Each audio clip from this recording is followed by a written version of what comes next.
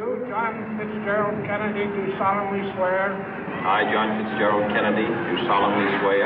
That you will faithfully execute the office of President of the United States. That I will faithfully execute the office of President of the United States. And will, to the best of your ability. And will, to the best of my ability. Preserve, protect, and defend the Constitution of the United States. Preserve, protect, and defend the Constitution of the United States. So help you God. So help me God.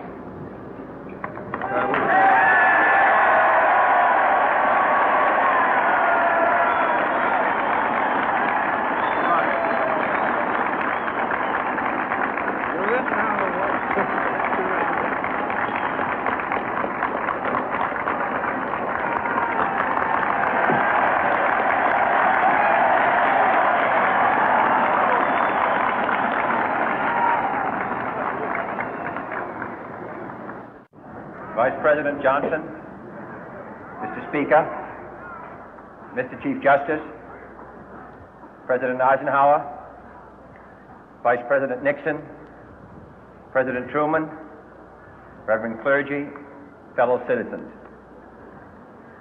We observe today not a victory of party, but a celebration of freedom, symbolizing an end as well as a beginning, signifying renewal as well as change.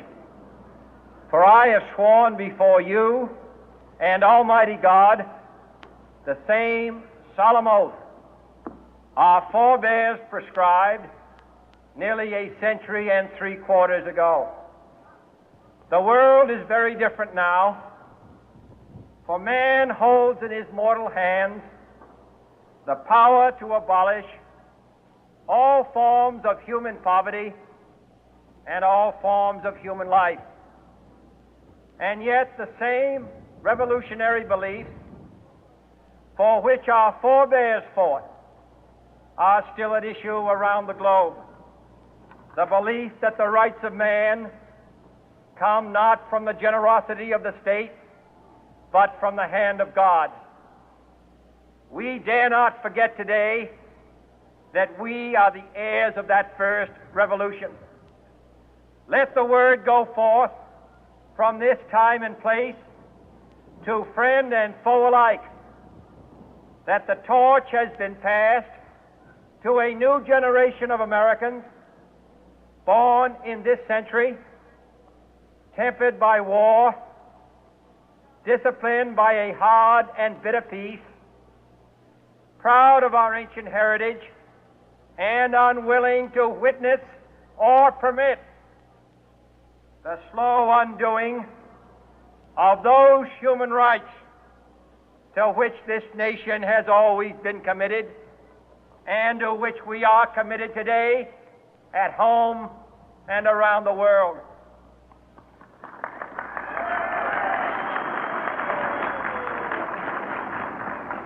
Let every nation know, whether it wishes us well or ill, that we shall pay any price, bear any burden, meet any hardship, support any friend, oppose any foe to assure the survival and the success of liberty.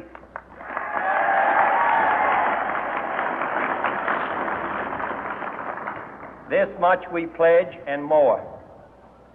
To those old allies whose cultural and spiritual origins we share, we pledge the loyalty of faithful friends. United, there is little we cannot do in a host of cooperative ventures. Divided, there is little we can do, for we dare not meet a powerful challenge at odds and split asunder. To those new states whom we welcome to the ranks of the free, we pledge our word that one form of colonial control shall not have passed away merely to be replaced by a far more iron tyranny. We shall not always expect to find them supporting our view, but we shall always hope to find them strongly supporting their own freedom, and to remember that in the past, those who foolishly sought power by riding the back of the tiger ended up inside.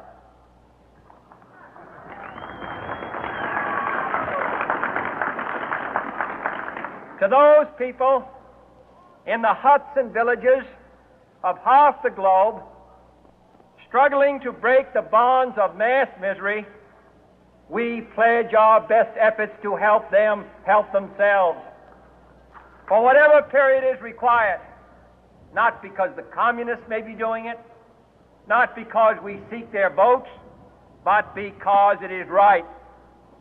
If a free society cannot help the many who are poor, it cannot save the few who are rich.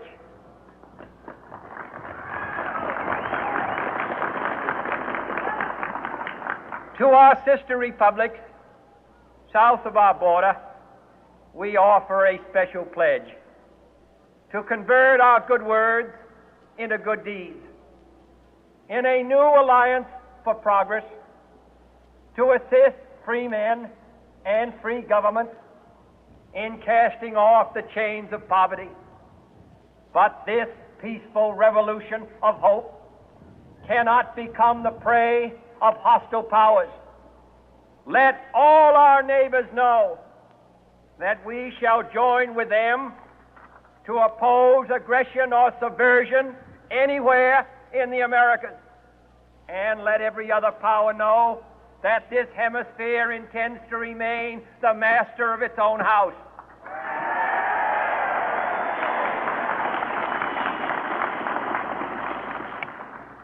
To that world assembly of sovereign states, the United Nations, our last best hope, in an age where the instruments of war have far outpaced the instruments of peace, we renew our pledge of support to prevent it from becoming merely a forum for invective, to strengthen its shield of the new and the weak, and to enlarge the area in which its writ may run. Finally, to those nations who would make themselves our adversary, we offer not a pledge, but a request that both sides begin anew the quest for peace. Before the dark powers of destruction, unleashed by science, engulf all humanity in planned or accidental self-destruction, we dare not tempt them with weakness, for only when our arms are sufficient beyond doubt can we be certain beyond doubt that they will never be employed. But neither can two great and powerful groups of nations take comfort from our present course, both sides overburdened by the cost of modern weapons, both rightly alarmed by the steady spread of the deadly atom, yet both racing to alter that uncertain balance of terror that stays the hand of mankind's final war. So let us begin anew, remembering on both sides that civility is not a sign of weakness, and sincerity is always subject to proof. Let us never negotiate out of fear, but let us never fear to negotiate.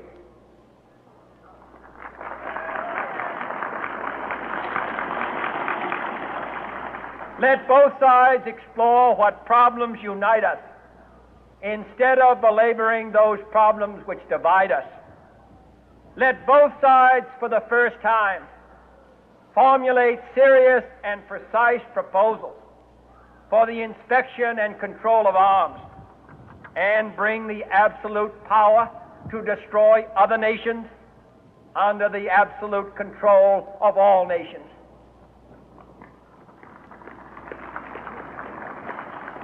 Let both sides seek to invoke the wonders of science instead of its terrors. Together, let us explore the stars, conquer the deserts, eradicate disease, tap the ocean depths, and encourage the arts and commerce. Let both sides unite to heed in all corners of the earth the command of Isaiah to undo the heavy burden and let the oppressed go free. And if a beachhead of cooperation may push back the jungle of suspicion, let both sides join in creating a new endeavor, not a new balance of power, but a new world of law, where the strong are just and the weak secure and the peace preserved. All this will not be finished in the first 100 days, nor will it be finished in the first 1,000 days, nor in the life of this administration, nor even perhaps in our lifetime on this planet. But let us begin.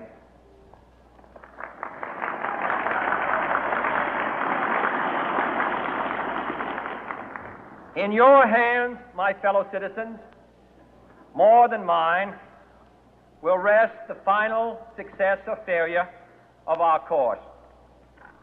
Since this country was founded, each generation of Americans has been summoned to give testimony to its national loyalty. The graves of young Americans who answered the call to service surround the globe.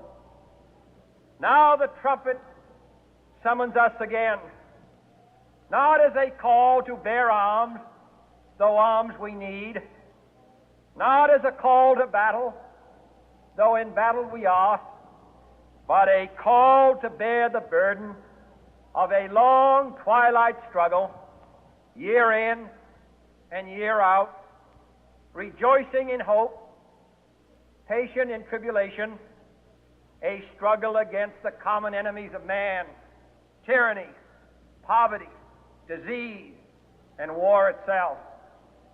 Can we forge against these enemies a grand and global alliance,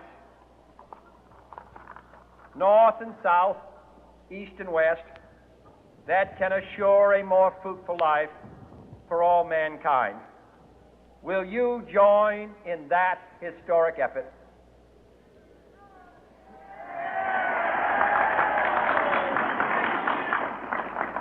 In the long history of the world, only a few generations have been granted the role of defending freedom in its hour of maximum danger. I do not shrink from this responsibility. I welcome it.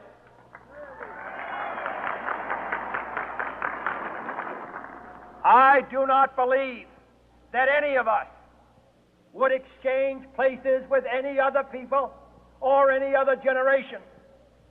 The energy, the faith, the devotion which we bring to this endeavor will light our country and all who serve it. And the glow from that fire can truly light the world. And so, my fellow Americans, ask not what your country can do for you, ask what you can do for your country.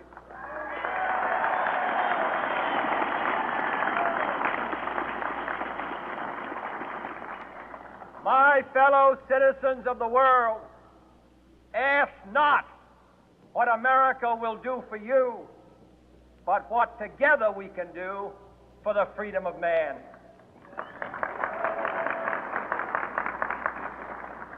Finally, whether you are citizens of America or citizens of the world, ask of us here the same high standards of strength and sacrifice which we ask of you. With a good conscience, our only sure reward, with history the final judge of our deeds, let us go forth to lead the land we love, asking His blessing and His help, but knowing that here on earth God's work must truly